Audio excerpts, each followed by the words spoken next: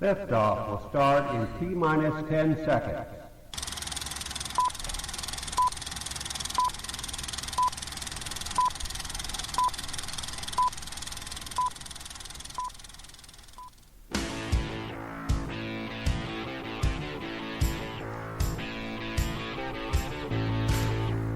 Hey everybody, this is Evan and John, and you're listening to the Boomer and X Show.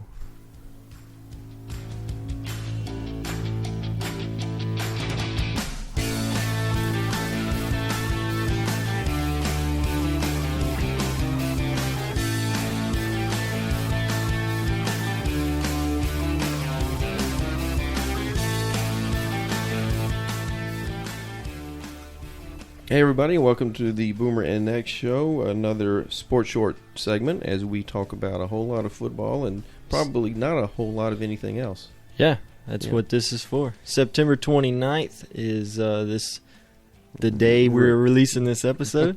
And so we're going to hit y'all with here's our 5 categories. LSU game up in Syracuse. NCAA, I guess just in general. Yeah, general. We got some things. Fantasy. Oh, God. Recap some NFL games and then upcoming NFL and NCAA games. Yes. Let's jump right into LSU from the Syracuse game, the good, the bad, and the ugly. They went in as 23.5-point favorites, and they hung on to win, I believe, by 10. So they didn't get it. Well, no, and we didn't think they would. Failure. We didn't think they would cover. We did think they would win. We didn't think they would cover. And I don't know. I wish I had $1 for every time this thought passed through my head. A Les Miles team underachieving. Hanging on to win a team, hanging on to beat a team that the talent level difference is so incredibly obvious. Yeah, I will say this, though. Syracuse, that's a good-looking team. Syracuse does look good. Very well coached. They're disciplined. Those dudes were hitting. I mean, they were laying the smack down. I mean, they came to play. I mean, they did. I really felt like they would because it's unusual for an SEC team to go into that part of the country and play. And they mentioned, well, first of all, that was the third time in all of history that LSU and Syracuse have played each other, and the other two were in bowl games.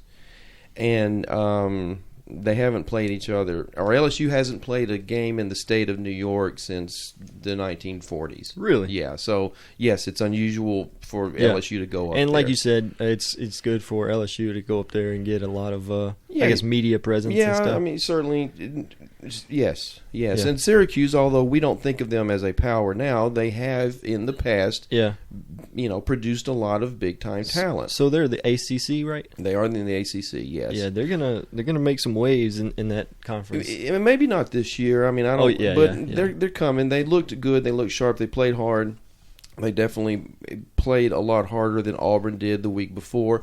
But we felt pretty confident that whole game was more about Auburn being terrible than LSU being great. Yeah. I think that bore itself out. But to get to the game real quick, the good and the bad and the ugly. The good, first of all, the passing game, we actually got into triple digits, which is not an accomplishment in 2015 football, but for LSU it is. Definitely. Harris is erratic. I mean, he can throw the long ball. He can throw it very well, but his intermediate stuff comes out high and hot. It just does. What's their wide receiver? White? Malachi Dupree. Dupree and White. I'm thinking White. He had a punt return. Yeah, but he's not a receiver. He's a cornerback. Okay. Yeah. Tre'Davious White is an excellent player, by the way, and excellent at it. And he's a very good punt returner. And he brought back one for a touchdown. But the passing game looked a little better. It still has plenty of room for improvement. And if LSU is going to make any noise on the national scene, it's going to have to do just that. Yeah. I mean, they definitely have a tough schedule coming up. So November. October's not that bad, but November is very, very, very tough. Yes, it is. Fournette. Okay. Fournette, 244 yards, and that's after they took away an 87-yarder on an illegal alignment.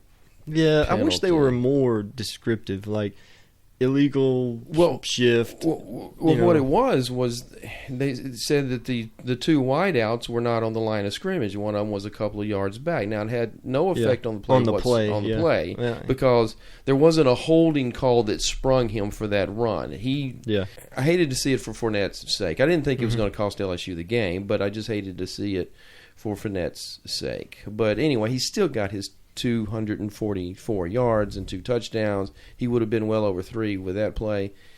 He continues to lead the Heisman talk, which I continue to not like in the month of September, and I won't like it in the month of October either. So let's get to the ugly, the penalties. The penalties. And first of all, the bad was the special teams coverage. LSU continues to give up way too much on punt and kickoff returns. It was a little better in the second half. But I tell you, if they go up against a team with more talent and more speed, it's going to cost them. It's going to cost them big. And it actually did cost them a little bit in this game because it kept the field position. LSU was always starting out deep in their own side of the field, and Syracuse was always... Is that it? Is that our 5 minutes? That's what I was trying to get to the penalties. Well, okay, the penalties. Terrible. 140-something yards in penalties, just ridiculous, and LSU's going to have to clean that up. Oh, yeah. Okay, on to the NCAA, some other NCAA action. We have 2 very, very impressive and dominant performances. One by Michigan over BYU. BYU went in ranked. Michigan. I want to say something. Yeah. Oregon is out. Michigan is in. Top 25. Oregon, I don't know when's the last time Michigan was in, but I know Oregon has not been out in the past 6 years. I got to say, man, 3 games in and you already got your team into the top 25. That's something, Harbaugh. I mean, good job, Jimbo. And, I'm not surprised. I believe we hit this on our football preview where it was my feeling that the minute Michigan hired Jim Harbaugh, they became relevant again in college football. The minute that hire was made. You look at what he did at Stanford. He took that team from nothing into a contender. He went to San Francisco. He took that team from nothing, and they made the NFC Championship game 3 straight times. Once to the Super Bowl where he lost against his brother, right? But and then his last year there, he was getting undermined. He was the way he coaches, you can't do that in the NFL because like you said, you got GMs, you've got all these people above you, and kind of they want to be in control. Yeah, they NCAA is kind of the guide of that team, and he can everything he says goes. And the fact that he was a former player, a very successful player there. Yeah, I forgot about that. He was the quarterback there, which reminds me, and this kind of predates you a little bit, but it reminds me of Spurrier being a quarterback at Florida and then ended up coaching at Florida, and he was very successful there. 2 championships, I think. At least 1, and I think maybe 2. Yeah, but see, Spurrier brought what was called the fun and gun to the SEC. Before Spurrier came along, the SEC was a rushing league, a running league. He comes in, he brings the passing game, the high volume of plays, and they called it the fun and gun, and revolutionized football in the SEC in the 90s. I don't know that there's a style that Harbaugh is going to bring to Michigan and the Big Ten, because I don't see him as a high flying passing guy, but there's an attitude. There's an attitude the style that he brings. I see is beat the pulp out of whoever you're playing. Yeah, because when people beat BYU, they don't beat them physically very much. I mean, BYU's some big dudes, and he beat the mess out of them. Dominate, yeah. I mean, 31-0, I think it was. So that does not happen on a team that came in ranked. Yeah. So Harbaugh's getting it done in Michigan just like we thought he would when he got hired on. Utah goes into Oregon and just beat. Oh, and by the way, the first game of the year, Michigan at Utah, loses by 3. That doesn't look bad. That doesn't look bad at all now. It doesn't look bad at all. But Utah has been on the national scene back and forth for the past 10 years at least. Urban Meyer kind of put him there before he went to Florida. And they have had good top 5 ranked teams here and there over the past 10 years or so. So, they're legitimate. I mean, they went in and they just took it to Oregon. I was watching the game, and they did something that I actually thought was kind of cheesy. Who, Utah? Yeah, but hey, all's fair in love and war in football. They had one guy on a punt signaling for a fair catch over here on the far one side of the field. The ball wasn't going to him. There was another guy over on the other side of the field that actually fielded the punt and took it back for a touchdown. Well, that's fair. It is. It is. It's kind of... That reminds me, there was a ULL game I watched. I think it was LA Tech last year. And the receiver, he would do the, Catholic Mother Mary, Jesus Christ, whatever, the right. the Trinity or whatever. The crawl, whatever. And so he did that every time before he went to catch the ball. Yeah. And then every once in a while, he would reach his hand up real high to do the first little head touch. And it looked every time like a fair catch call, but he would catch that ball and then take off every time. And they're like, what the heck? This guy keeps reaching up. But he was doing the... Yeah, so... Wow. That's trickery, too, there, I guess. Wow, that's... okay. I don't know. If you believe in karma, I don't like that move at all. Let's talk about Bama 0-1 in the conference. Bama's 0-1 in the conference. And going against Georgia. And they're going against Georgia. Will Bama end up being... And we're going to hit... Yeah. Yeah, we'll hit this in upcoming games. But they're in definite peril of being 0-2. Yeah, I think they might lose it, too. Tennessee. I didn't get to watch it. Yeah. I listened to a little bit of it. I was out fishing, but is this the one? They gave this game away, They gave this game away to Florida just 2 weeks after they totally gave a game away at home to Oklahoma. Texas also gave a game away to Oklahoma State. Was that the punter muffed? That was the punter muffed a perfectly good snap from center, deep in his own territory, and instead of picking the ball up, turning around and throwing it out of the back of the end zone, which if he would have done, he would have given up 2 points. But he tries to punt it, he shanks it right out of bounds. Oklahoma State gets the ensuing possession, and they score a touchdown and win by 3. Well, man, hindsight there. I mean, But you should be coached on if you muff the punt and if you're within your own 10, just pick it up, turn around, and throw it out of the back of the end zone. Yeah, I guess. But I mean, I probably wouldn't think that way in that situation. I would think my job is to get this ball off and kick it, Texas has given away in 2 straight weeks 2 games on special team blunders. Yeah, Texas and Tennessee both just had games, they just let them get away. Just flat out let them get away. Fantasy football, oh my God. So yeah, this is what you were getting excited to talk about today, huh? Did you end up... If by excited you mean, oh my. Okay, so you lost... well, tell me the story about you called your buddy very early. No, the Boomer... We're going to talk about the Boomer and X League. Oh, that wasn't... That's team, right. That's right. The team. We have a team that we said we were going to follow. We were 2-0 coming into this week. And we were sitting pretty with our quarterback, Ben Roethlisberger, and his number 1 receiver, Antonio Brown. I would put those two against anybody in those respective positions. Well, in the third quarter of the game, the Pittsburgh-St. Louis game, Ben goes down for what ended up being a sprain MCL. Yeah, in the knee, and also a bone bruise, a term I'm not extremely familiar with. But oh man, I've had one on my finger before. These things hurt. Well, he's got one on his left leg, and our team that we drafted, that we put together in fantasy, had 3 positions that relied on Ben distributing the ball. Well, we weren't playing one of them this week. Well, only because he's on suspension. Yeah, but we were waiting for him to get back, and he's gonna be back. Yeah, but he's not gonna have Ben throwing the ball. He's gonna have Mike Vick. We'll get to that in just a second.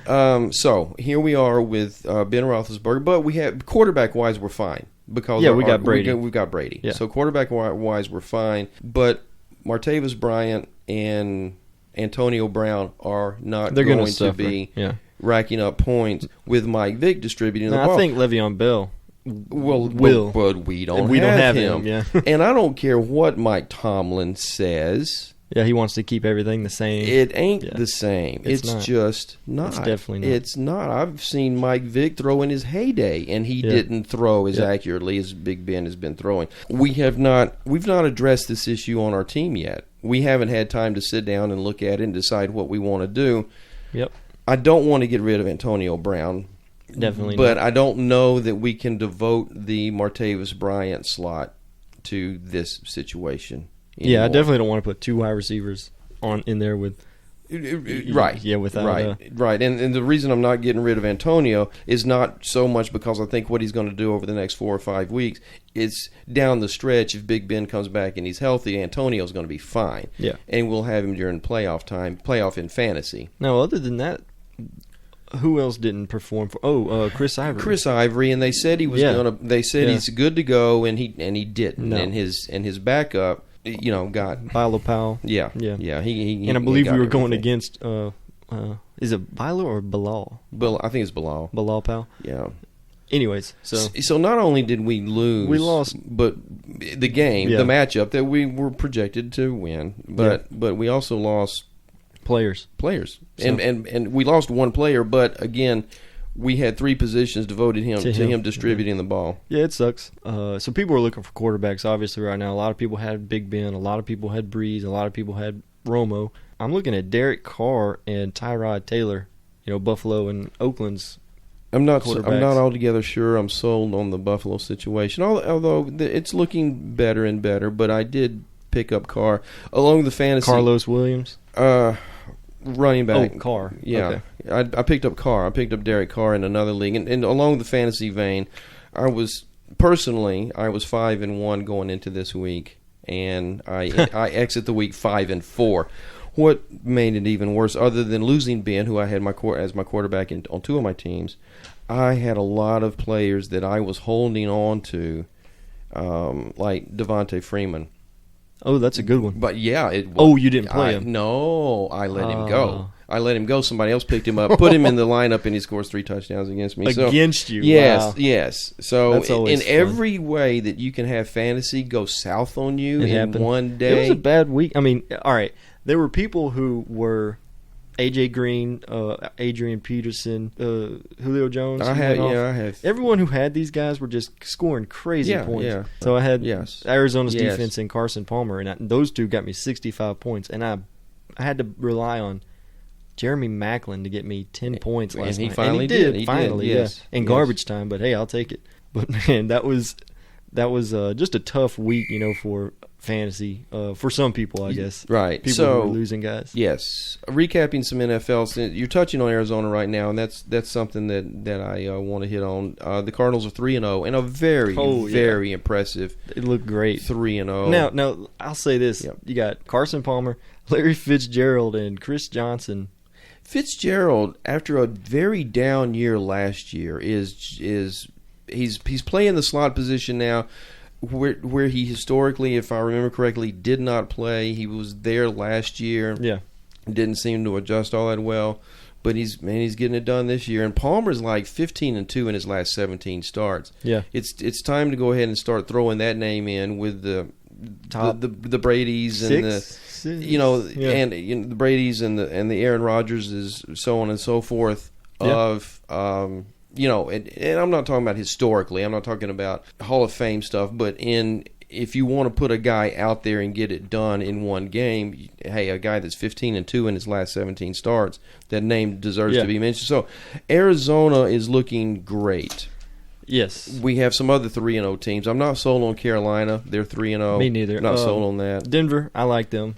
I don't. And I think down the stretch, because their running game, because their offensive line is not good. That's true. Their running game has not come around, and I just think down the stretch, Peyton Manning is going to look like he looked down the stretch last year. I just think he is. Okay, I could be wrong, but I'm not sold on Denver.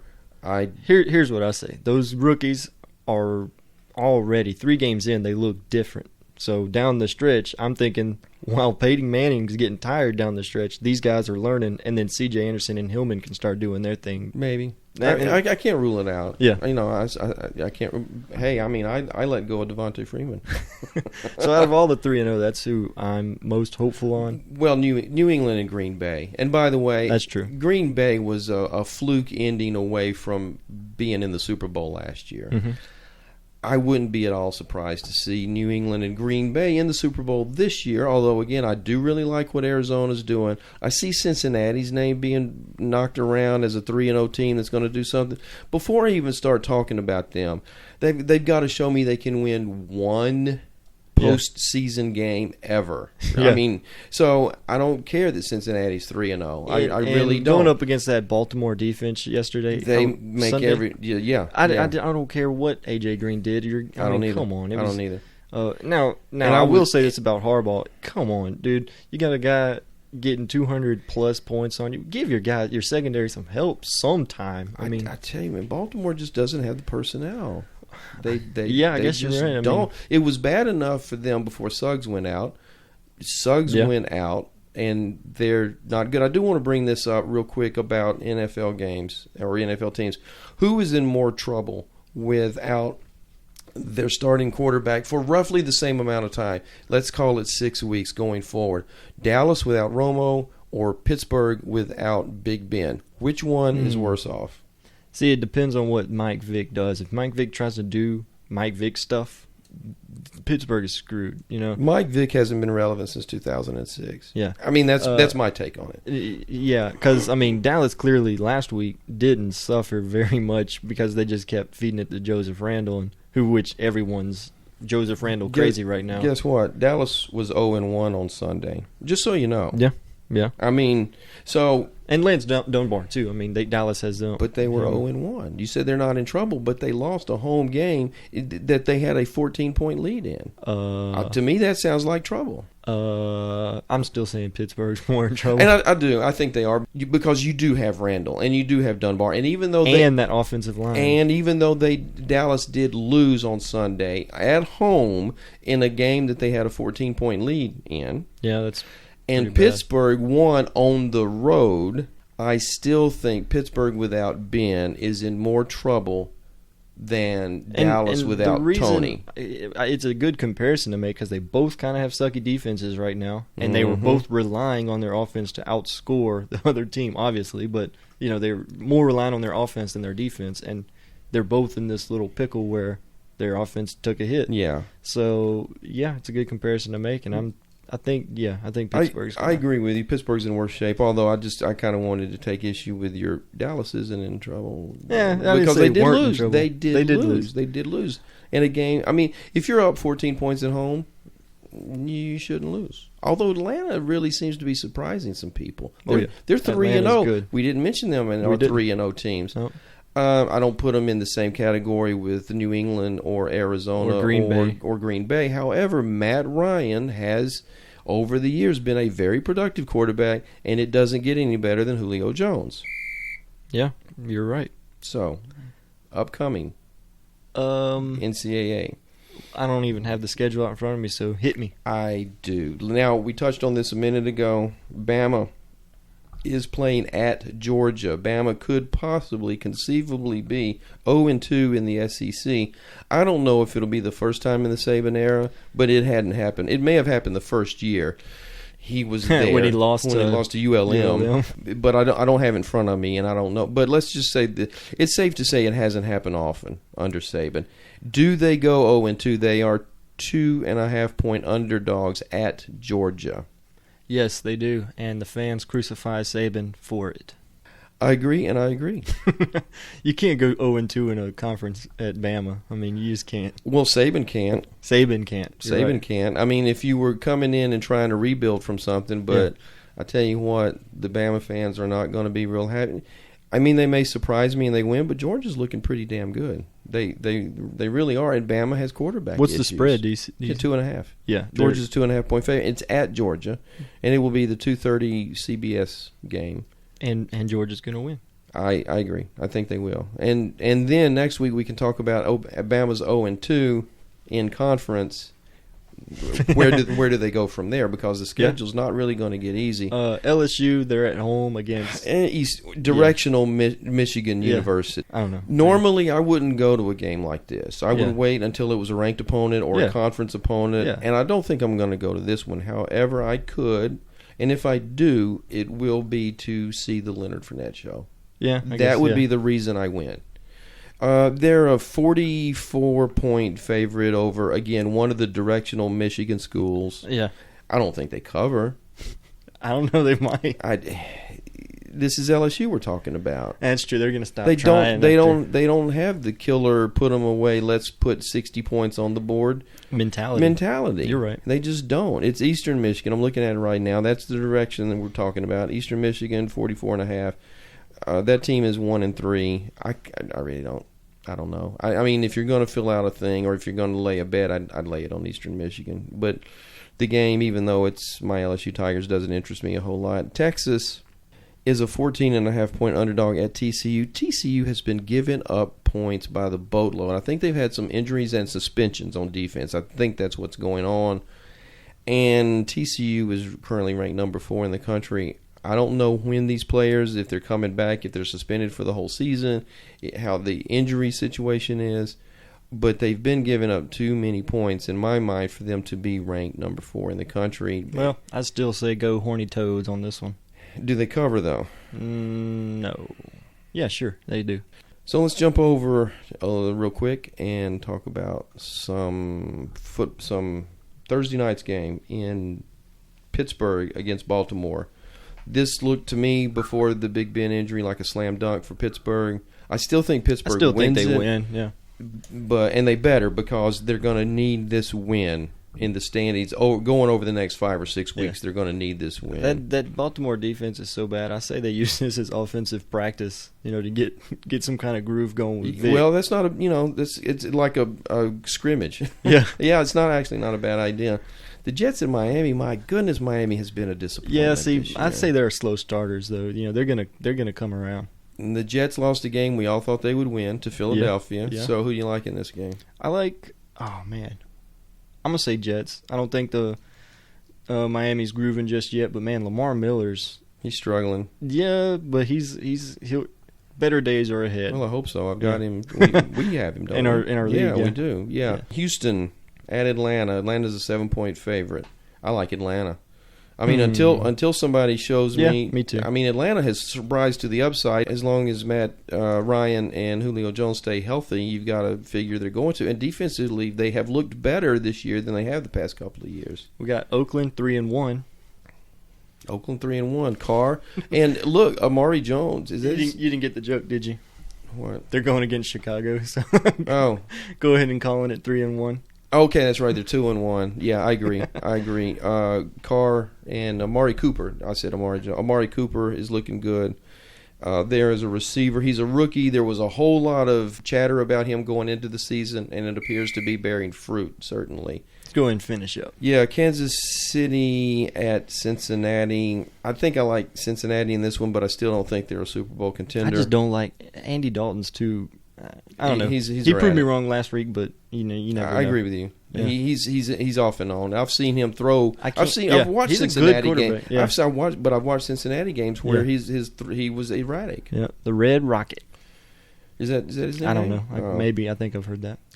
Jacksonville and Indianapolis. Andrew Luck and the Indianapolis offense continue to struggle. They don't have a good offensive line. I think the defense can hold them off though enough for the offense to get something. They lucked up and beat Tennessee last week, 35-33. They did. I think Indianapolis has this one. Yeah, well, Jacksonville. Now that being said, I'm dropping Andre Johnson. I mean, I'm done with him. Yeah, he hasn't done anything. Yeah. Carolina at Tampa Bay. Winston, after a good week 2 against the Saints, it kind of didn't look so hot last week. Yeah. And, it didn't look quite as bad as week 1. But Carolina at Tampa, I'm going to go with Carolina here. I think they'll go 4-0. Again, I'm not sold on them. Philadelphia and Washington. I'll say Philadelphia. Okay, I'll say Washington then. Cleveland at San Diego. Man, San Diego's a team that, they're kind of all up and down over the map, but Cleveland is not good, and they don't have a quarterback. The Browns aren't good? What? They're not good. In all likelihood, they'll finish last in their division. I don't know. Baltimore might push them for that, but I don't like Cleveland. And San Diego, even though they've been inconsistent this year, I think they probably win that game. That'll wrap up this Boomer and X Sports Short. Check out our website at theboomerandxshow.com. Man, that was fast. Twitter at Boomer and X Show. That's it. We're gonna try and keep these out every Tuesday after Monday Night Football game, so we can keep this going. And of course, some people have asked us, are we not doing our regular episodes? These sports shorts are to keep us from putting so much sports in our normal episodes. So kind of, because heck, John could talk about sports every day, and so this keeps us from too much sports in our normal episodes. But our normal episodes are still a thing, and they'll be around. So I don't know. I guess I'm all out of words, John. I was out of words 35 seconds ago. Okay, well, y'all have a good one.